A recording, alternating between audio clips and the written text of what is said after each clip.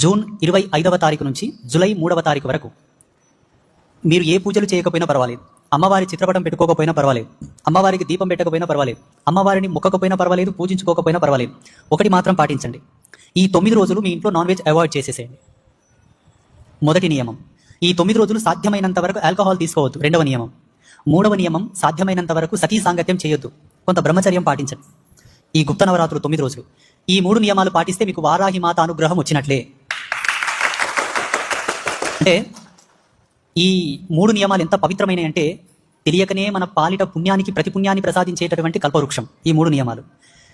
ఈ 3 నియమాలు ఏ సందర్భంలో పాటించినా కూడా జీవుడు పొందవలసిన రిజర్వేషన్స్ అన్ని పొందుతాడు సునాయాసంగా.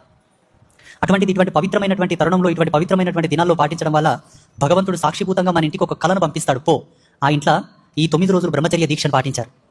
ఆ ఇంట్లో ఈ 9 రోజులు హింసాత్మకమైనటువంటి కూడు ఉడకలేదు.